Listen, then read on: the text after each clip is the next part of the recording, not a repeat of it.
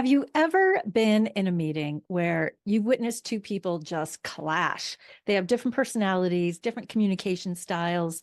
They solve problems differently. They make decisions at a different pace. It's pretty common, and it's worth a conversation about how to adapt so that we can walk in step with each other instead of stepping on each other's toes. Imagine that you're in a project meeting and the goal is to finalize the next phase of the major project. You've got tight deadlines and there's high stakes. The client is really relying on your team. At one end of the table, you've got Divya. She's all about results. She's direct, fast paced, and likes to make quick decisions. And then right next to her is Sam. Now, Sam's the opposite. Sam likes to be sure that any solution that the team arrives at is going to work for everyone. He's more comfortable taking his time to process information and values a more cautious approach than Divya.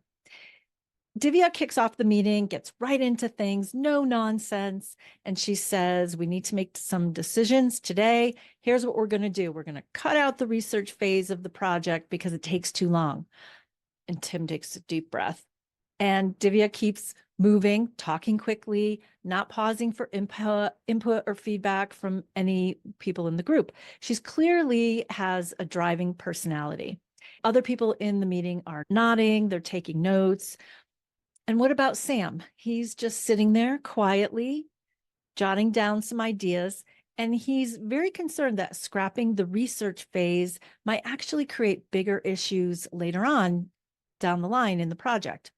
But he's not going to jump in and say anything. That's just not how Sam operates. The meeting goes on. Divya is going from one decision to the next, and Sam is still quiet.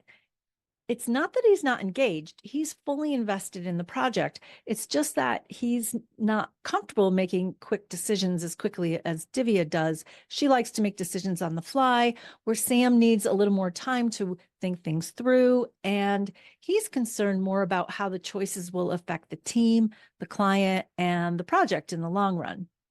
As you can see, Divya thrives on speed and decisiveness, and Sam values having time for careful consideration. Instead of speaking up during the meeting, Sam will send Divya an IM after the meeting, something like, hey, Divya, I've been thinking about the project and I want to share some thoughts. I'm concerned that if we skip the research phase, that we could run into bigger problems later. Do you have a few minutes to discuss this?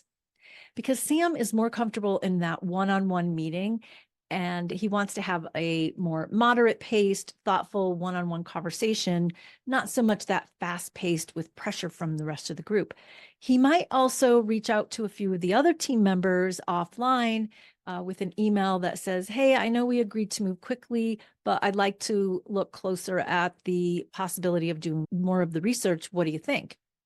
Here's what's interesting. Divya, being a quick decision maker, isn't reading into Sam's silence during the meeting. She's just thinking, well, no one said anything, so they must be on board. But Sam, meantime, is reaching out behind the scene because he values collaboration and wants to make sure that everyone on the team has all the information they need before jumping into action.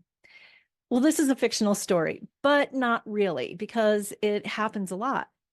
If I could give advice to Divya, it would be this. Number one, let the team know ahead of time that the purpose of the meeting is to make a decision about next steps before the group gets together.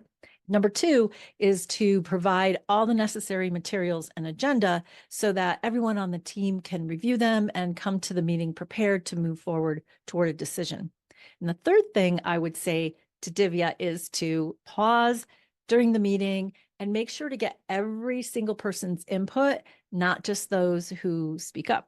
And then to Sam, I would say, first of all, understand that Divya is not trying to steamroll you personally. That's just her style. And number two, to speak up in the meeting, even if it's to say, I'd like to take some time, look at all of the information available, and then come back with a well thought out recommendation. And if both people adapt, all the voices will be heard, all the considerations will be there before making a decision so that the team can move forward knowing that they made the best possible decision. In my next video, I'll run this scenario again with two different people, each with their own approach to problem solving and decision making, different than Divya and Sam. In the meantime, let me know your experience in the comments below when you notice that people on a team have two very different styles for approaching work and decision making. See you in the next video.